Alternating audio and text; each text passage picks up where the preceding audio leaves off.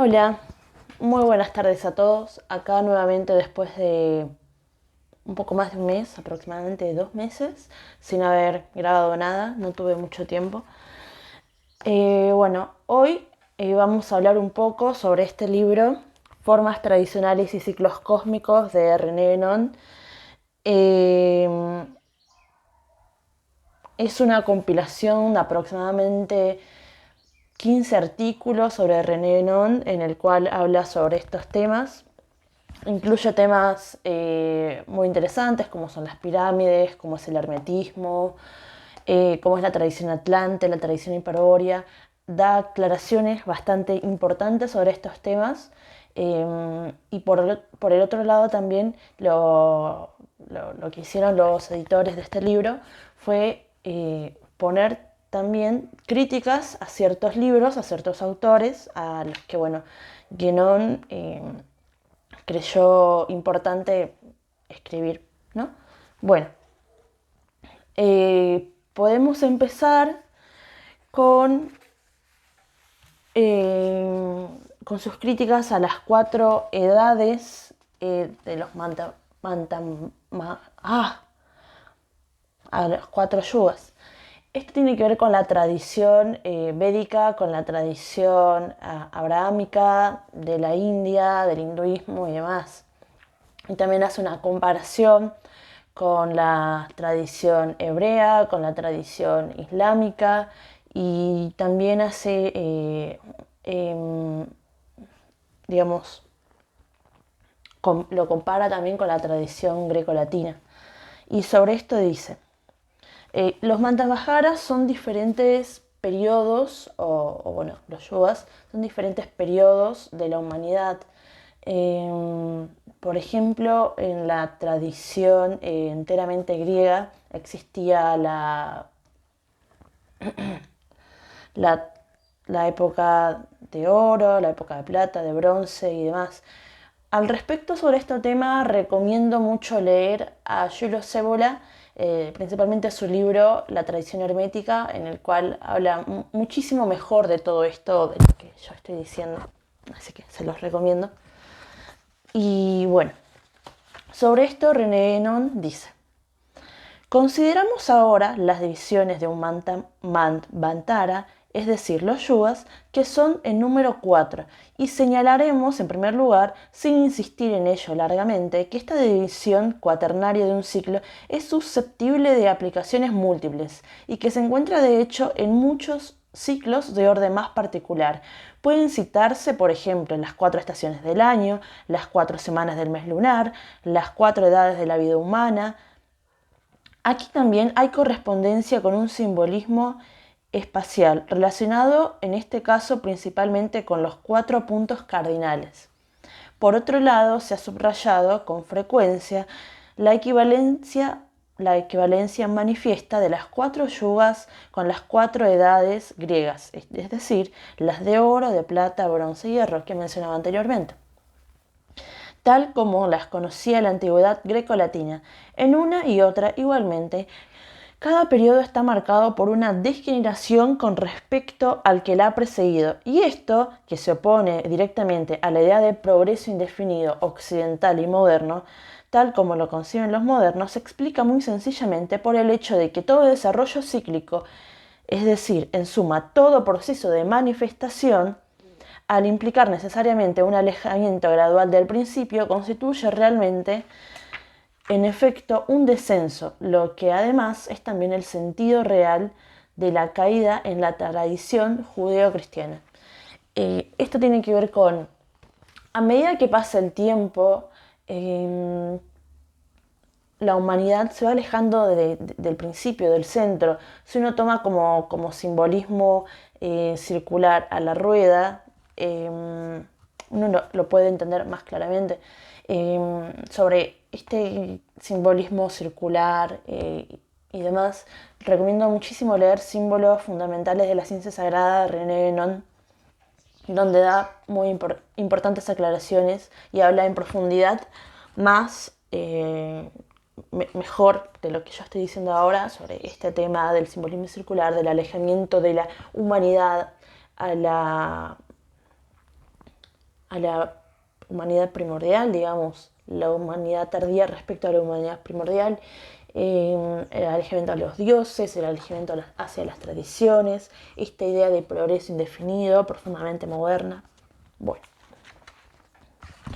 Después empieza con una reseña, más bien yo diría una crítica hacia el libro más famoso de Mircea Eliade, que es El mito del eterno retorno, que fue publicado aproximadamente a principios de 1920, 1930, más o menos por esa época, por el historiador de religiones, muy conocido, digamos, es el historiador de religiones más respetado, en el cual se toma más ejemplos, en el cual, bueno, lo recomiendo muchísimo leer a pesar de la crítica que ahora le va a hacer Reguenón, porque es muy importante entenderlo. Mircea Eliade no tiene una mirada completamente tradicional del mundo, pero es importante leerlo, es interesante. Bueno,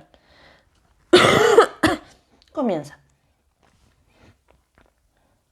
El título de este pequeño volumen, que, por lo demás, no responde exactamente al contenido, no nos parece muy acertado con respecto a llamarle al mito del al eterno retorno.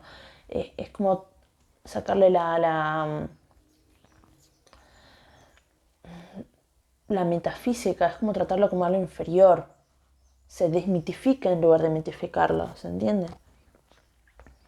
No nos parece muy acertado, pues inevitablemente hace pensar en concepciones modernas a las que se aplica habitualmente el nombre de eterno regreso y que además de la confusión de la eternidad con la duración indefinida implican la existencia de una repetición imposible y claramente contraria a la verdadera noción tradicional de los siglos, según la cual tan solo hay correspondencia y no identidad. Esto en crítica de llamarlo el mito del eterno retorno, porque no se trata de una repetición con la definición de eternidad con la de duración indefinida. Implican la existencia de una repetición imposible y claramente contraria a la verdadera noción tradicional de los ciclos, según la cual tan solo hay correspondencia y no identidad.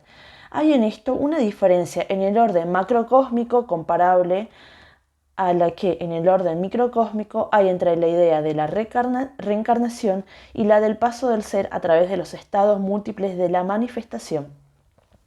De hecho, esto no es de lo que se trata en el libro de Eliade, y lo que entiende por repetición no es otra cosa más que la reproducción, o mejor dicho, la imitación ritual de lo que fue hecho en el comienzo.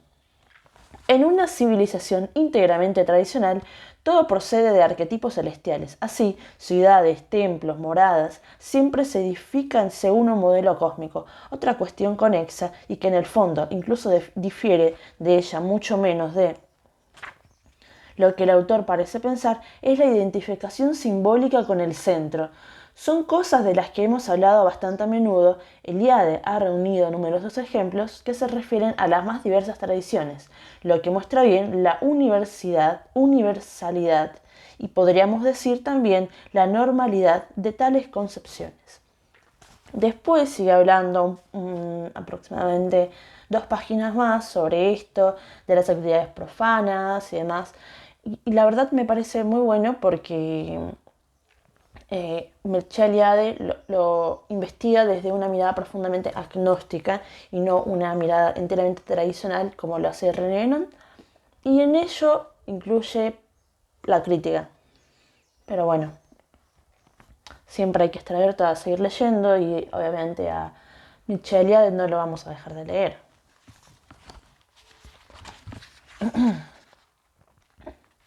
Podemos seguir con el tercer artículo en el cual habla sobre la Atlántida y la Hiperbórea.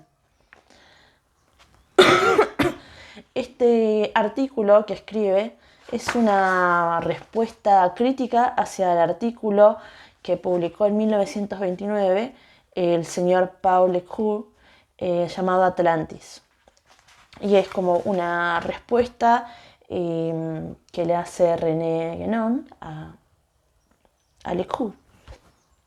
Bueno, Likur dice que a pesar de nuestro hinduismo, convenimos en que el origen de las tradiciones es occidental. Y sobre esto, inmediatamente René Guénon responde y dice: no convenimos en ello de modo alguno, muy al contrario, pues decimos que es polar, y el polo, que sepamos, no es más occidental que oriental. Persistimos en pensar que, como decíamos en la referida nota, el norte y el oeste son dos puntos cardinales diferentes. Esto, obviamente, no sé si se entendió bien, pero René Guénon dice que el origen de la humanidad, de la tradición y demás, no es occidental, sino que es polar. Después eso se fue diversificando, por ejemplo, a la tradición tolteca, a la tradición mesopotámica, a la tradición caucásica, a la tradición occidental, a la tradición abrahámica de la India y demás. Fue teniendo diferentes derivaciones. Pero, como bien sabemos, según una mirada tradicional, el origen de la humanidad está en el polo, está en Hiperbórea. Solo en una época ya alejada del origen pudo la sede de la tradición primordial transferida a otras regiones convertirse bien en occidental, bien en oriental, occidental para ciertos periodos y oriental para otros. Y, en todo caso, sin duda oriental en último lugar y desde mucho antes del comienzo de los tiempos llamados históricos.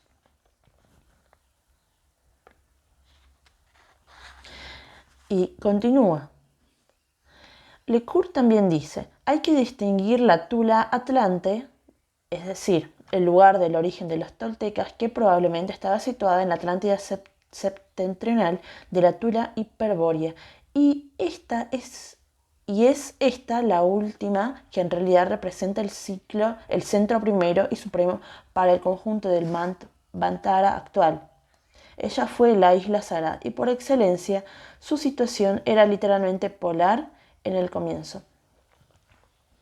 Sobre esto, René dice dos cosas muy interesantes. La primera es: todas las demás islas sagradas, que se designan en todas partes por nombres de idéntico significado, no fueron sino imágenes de aquellas. Es decir, todo esto que nombré sobre los toltecas, la religión abrahámica de la India, el druidismo en el norte de Europa y demás, son apenas imágenes de estas. Son islas sagradas.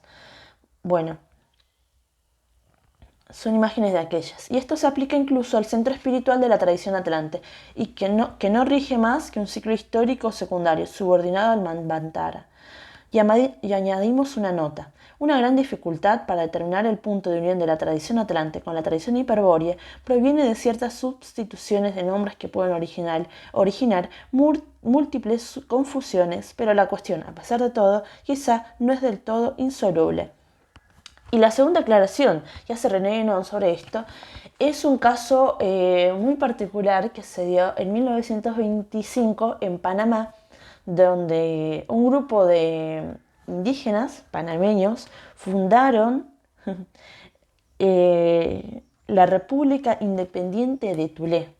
En Panamá, en 1925, unos indígenas fundaron este país. Los recomiendo mucho buscarlo en Google porque la verdad es completamente impresionante, ya que esta república completamente provisoria tenía como símbolo a la esvástica. Y te habla bastante, te dice bastante sobre el simbolismo, y que antes del nacimiento del nazismo, todo esto ya estaba en todas las religiones, o bueno, en gran parte de las religiones. No es un símbolo racista, ni mucho menos, es un símbolo polar, como muy bien lo define René Guénon. No en vano los occidentales, cuando van a la India y se encuentran con esvásticas, creen que es un símbolo nazi.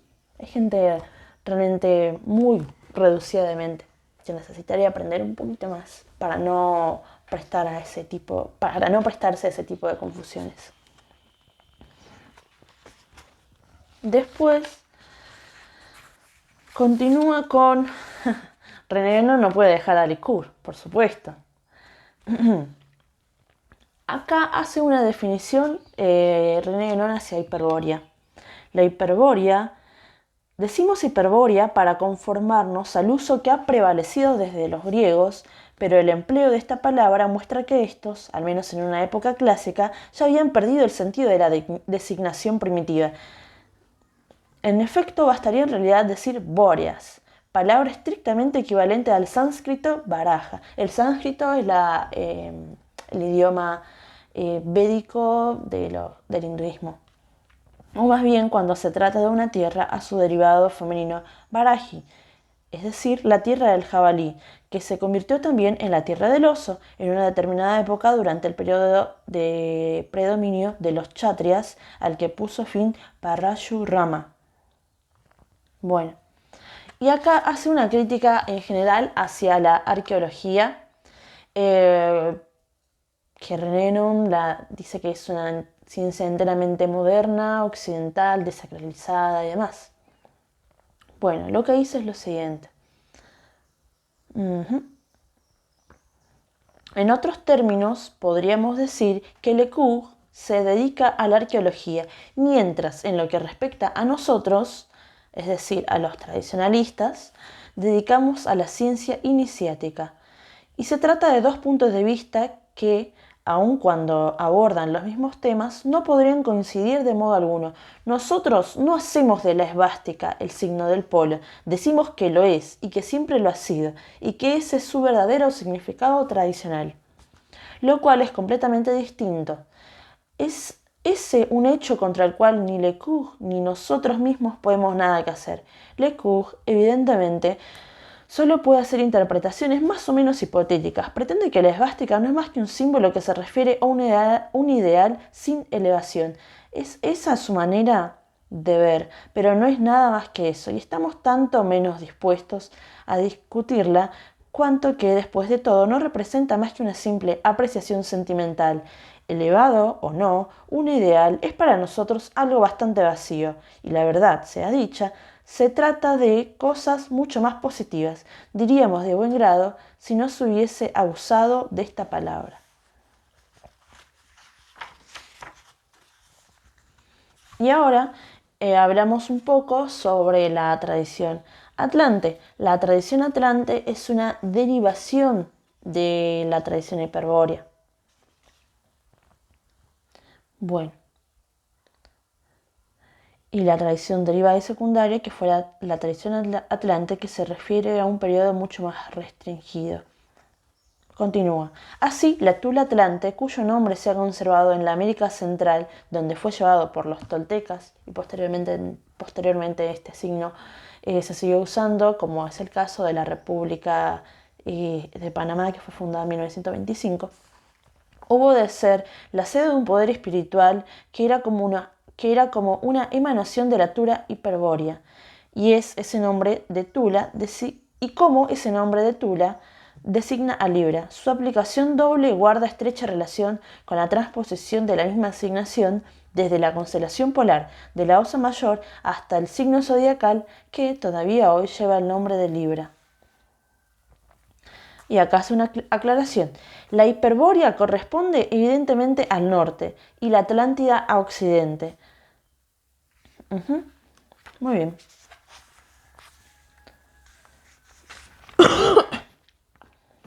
Acá René Guénon empieza con hipotetiza sobre que el diluvio bíblico hebreo, judío y hebreo, se refiere a la desaparición de la Atlántida. Y continuamente a esto habla sobre un Adán rojo, el que inició, la raza roja, y sobre el nombre de Adán y demás. Lo profundizo después, pero no es algo que vamos a tratar en este video, dado que haría muy extenso el video. Y si necesitan profundizarlo, yo sin problema le envío esta parte del artículo, que es muy interesante, y lo investigan un poco también por su cuenta.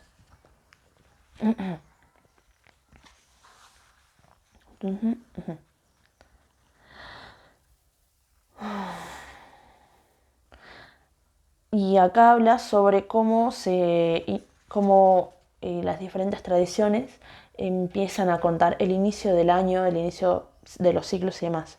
Además, como en el año el otoño corresponde a la tarde en el día, puede verse una alusión directa al mundo atlante en lo que indica la tradición hebrea, cuyo nombre es además de los que señalan el origen occidental, que el mundo fue creado en el equinoccio de otoño, el primer día del mes de Tishri, según una determinada transposición de las letras de la palabra Bereshit. Y también es esa la razón más inmediata, hay otras de orden más profundo, de la enunciación de la tarde, Erev, antes de la mañana, Boker, en el relato de los días del Génesis. Esto podría encontrar confirmación en el hecho de que el significado literal del nombre Adán, la definición de Adán, es rojo, habiendo sido precisamente la tradición atlante de la de la raza roja, y aparece también que el diluvio bíblico corresponde directamente al cataclismo en el que desapareció la Atlántida, y que por siguiente no debe ser identificado como el diluvio de Satyavrata, que según la tradición hindú surgía directamente de la tradición primordial, precedió inmediatamente al comienzo de nuestro Manvantara. Entiéndase bien, en este sentido, que cabe llamar histórico no excluye en modo alguno de los demás sentidos. Además, nunca hay que perder de vista que, según la analogía que hay entre un ciclo principal y los ciclos secundarios en que se divide, todas las consideraciones de este orden siempre son susceptibles de aplicaciones en grados diversos. Pero lo que queremos decir es que bien parece que el ciclo atlante se haya tomado como base en la tradición hebraica, es decir, que a partir de la tradición atlante, es decir, a partir del Adán rojo, la tradición hebrea ha empezado a contar el origen de la humanidad a partir de ese punto.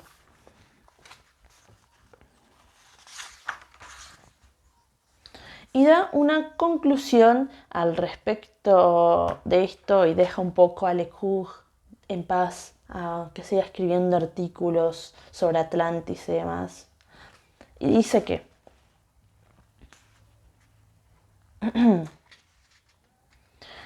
en todo caso, no se trata ahí de una reabsorción pura y simple en la tradición primordial de lo que había surgido de ella en una época anterior. Se trata de una especie de fusión entre formas previamente diferenciadas para dar origen a otras formas adaptadas a nuevas circunstancias de tiempos y de lugares.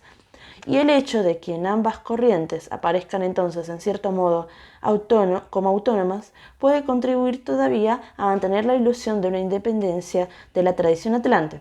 Sin duda, si se quieren buscar las condiciones en las que se operó esta unión, habría que dar una importancia particular a la cultura céltida y a la tradición céltida, y a la tradición caldea, cuyo nombre, que es el mismo, designaba en realidad no un pueblo particular, sino una casta sacerdotal. Acá me parece muy interesante esto, la comparación lingüística que hace entre Caldea y la cultura celta, que bueno, se trata en realidad de una casta sacerdotal ya extinta.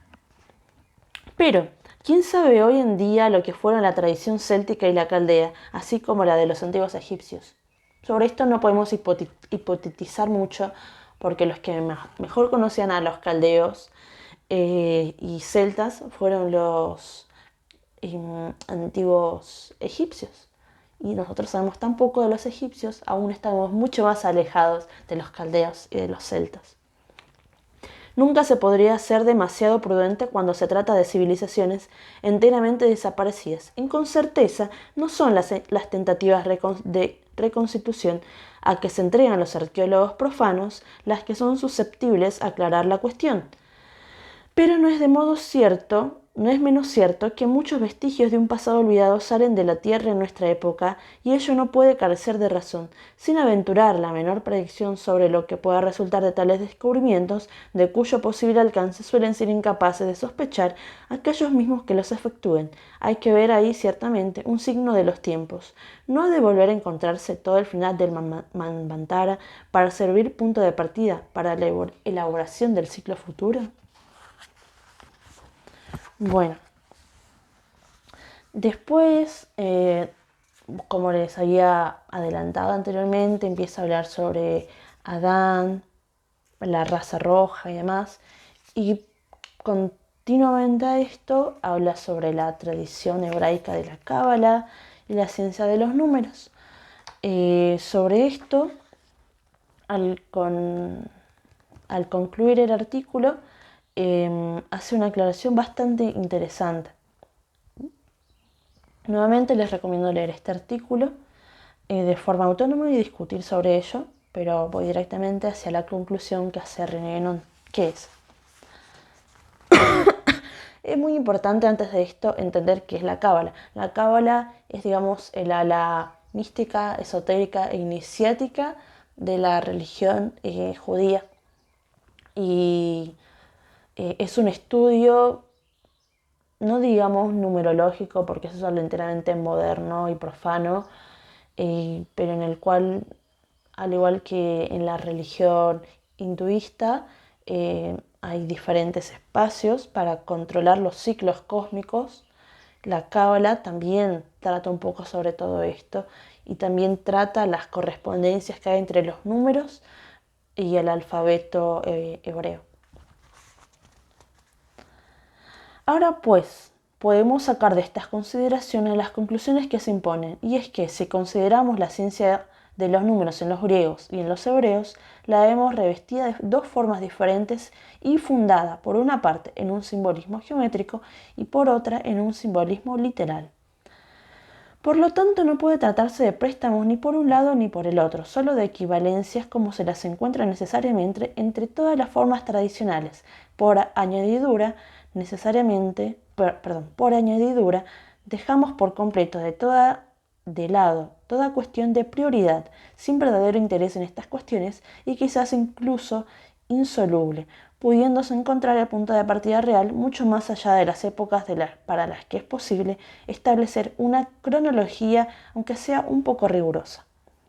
Además, la propia tesis de un origen común inmediato ha de descartarse igualmente, pues vemos como la tradición de la que esta ciencia forma parte integrante se remonta por un lado a una fuente apolínea, esto es directamente hiperbórea, es decir, Apolo, hiperbóreo, y por otro a una fuente abrahámica, esto de la religión judía, que probablemente se vincula, sobre todo, como lo sugieren además los mismos nombres de hebreos y árabes, a la corriente tradicional venida de la isla perdida de Occidente.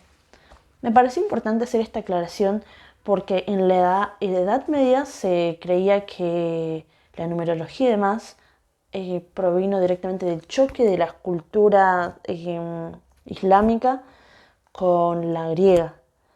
Es decir, estos nuevos redescubrimientos, sobre todo en la época posterior a la Edad Media, me equivoqué, que hubo un redescubrimiento a la tradición griega y demás, y todo asociado a la ciencia de los números se los atribuye directamente a los griegos.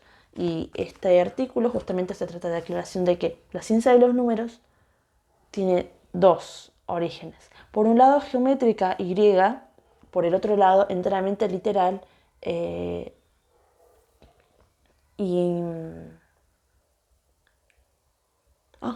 me fue la palabra, y judía, abrahámica.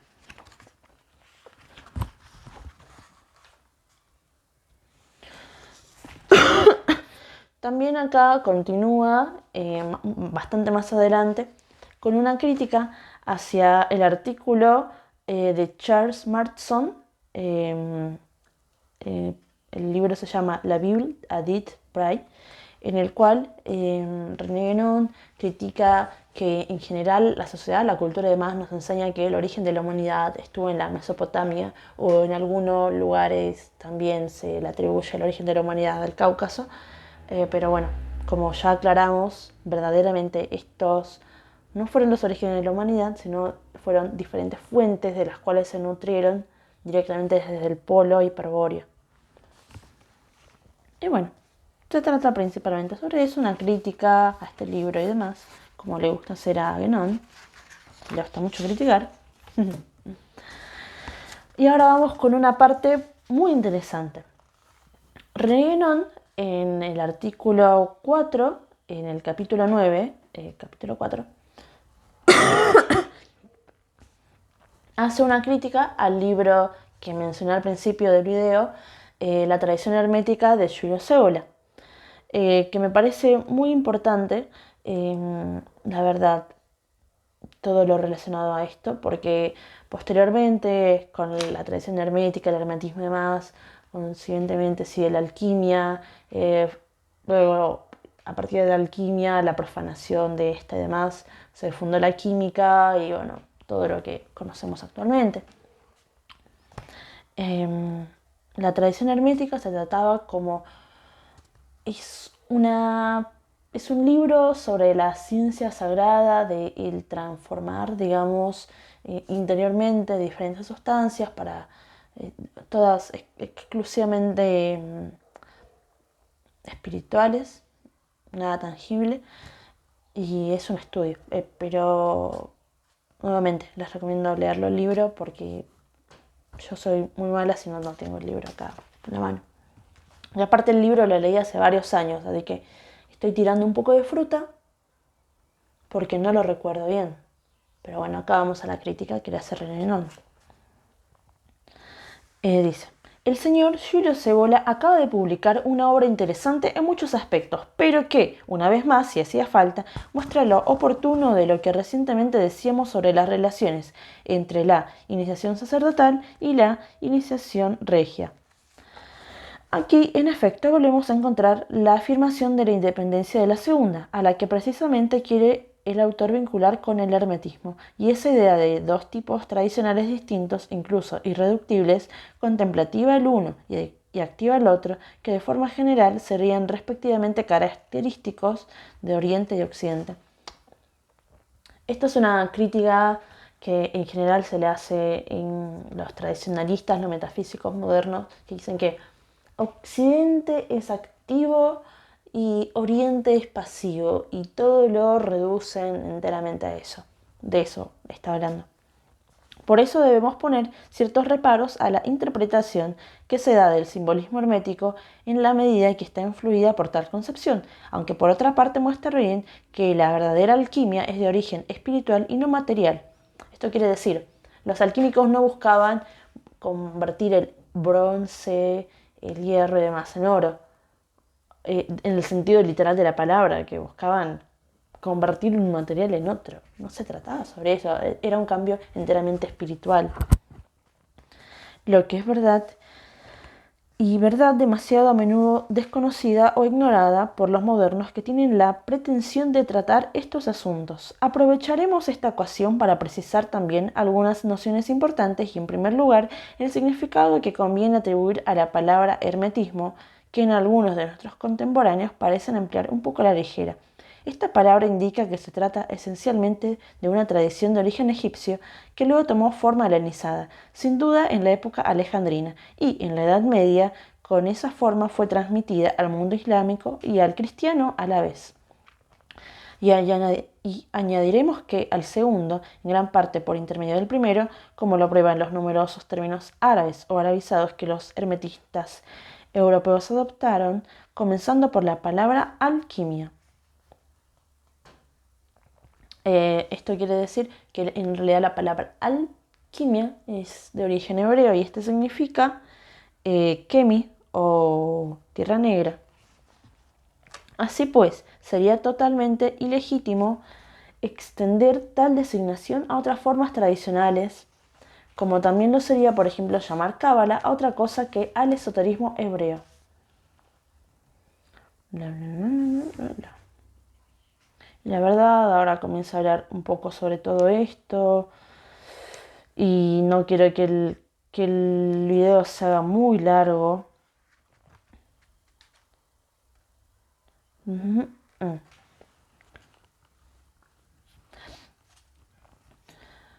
Eh, pero bueno, recomiendo seguir leyendo un poco sobre esto, la verdad es que es muy interesante, pero primero tienen que leer la tradición hermética de Julio Cébola para luego leer la crítica que le hace René Guénon, ¿no?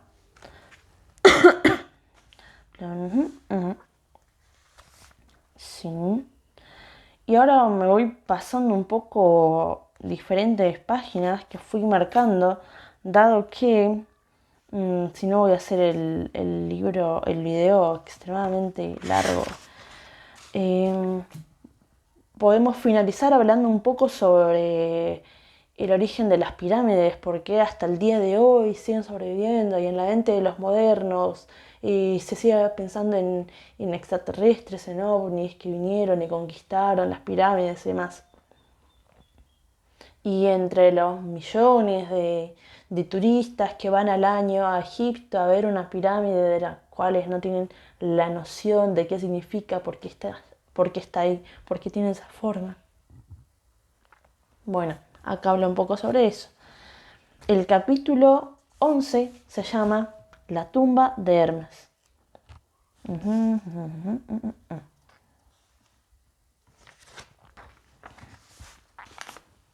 Esto lo puedo llamar los misterios de la Gran Pirámide. Hemos hecho notar que anteriormente, de hecho, no se sabe realmente para qué puede servir la Gran Pirámide. La Gran Pirámide se llama la pirámide más grande que está en Egipto, la de Giza, la que todos van, sacan la fotito. Bueno, esa. Y podríamos decir, además, lo mismo de las pirámides en general. Es verdad que la opinión más comúnmente extendida, la opinión más comúnmente extendida quiere ver en ellas tumbas. Y sin embargo, tal hipótesis nada tiene de imposible en sí misma. Pero por otro lado, también sabemos que los arqueólogos modernos, en virtud de ciertas ideas preconcebidas, fácilmente se esfuerzan por descubrir tumbas por todos lados, incluso donde nunca hubo el menor rastro de ellos, y eso no deja de despertar en nosotros cierta desconfianza. En todo caso, nunca hasta hoy se ha encontrado tumba alguna en la Gran Pirámide, pero aun si lo hubiese, el enigma todavía no estaría por ello totalmente resuelto, pues evidentemente eso no excluiría que haya podido tener otros usos al tiempo, acaso más importantes, como pueden haberlos tenido también otras pirámides que sí sirvieron realmente de tumbas. Es posible también que, como han pensado algunos, la utilización funeraria de estos monumentos fuese más o menos tardía y que esa no haya sido su utilización primitiva en la propia época de la construcción de la pirámide. Sí, no obstante, se objeta a esto que ciertos datos antiguos y de carácter más o menos tradicional parecen confirmar que se trata realmente de tumbas. Diremos algo que puede parecer extraño a primera vista, pero que, sin embargo, es precisamente lo que quizá tienden a hacer admitir a las consideraciones que seguirán. Las tumbas de qué se trata. ¿No habrá que entenderlas enteramente en un sentido simbólico? A ver,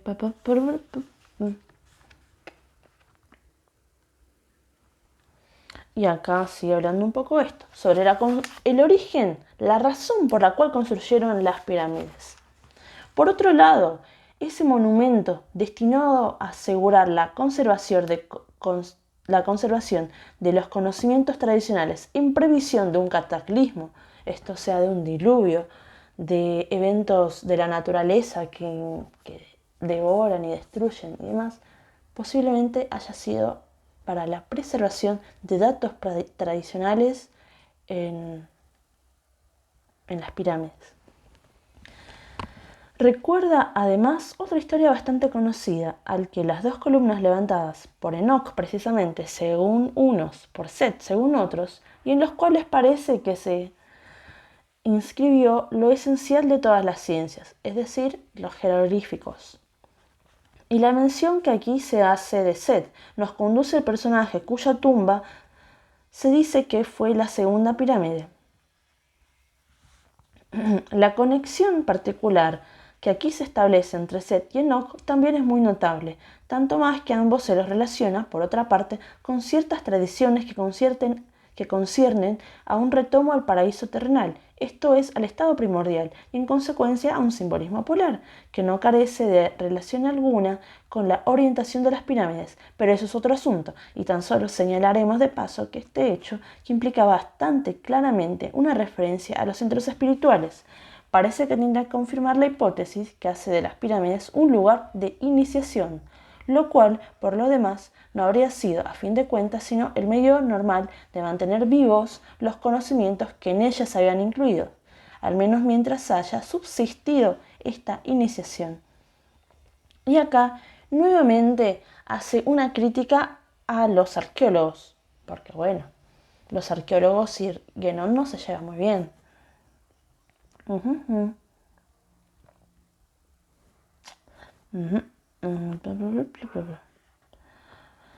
Por supuesto, en modo alguno pensamos que estas cuestiones sean de las susceptibles de ser resueltas actualmente. Por lo demás, todos los buscadores modernos se han hipnotizado, por decirlo así, casi exclusivamente de la Gran Pirámide, aunque después de todo, en realidad, no es en comparación con las otras dos tan grande que su diferencia no es muy impresionante. Y cuánto para justificar la importancia excepcional que le atribuyen, aseguran que es la orientada exactamente.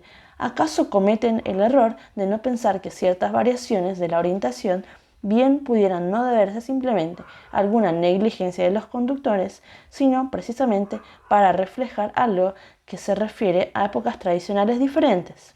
Pero, como puede esperarse que unos occidentales modernos tengan para los que dirijan en sus investigaciones nociones algo justas y precisas sobre cosas de este género, es decir, sobre cosas del simbolismo tradicional.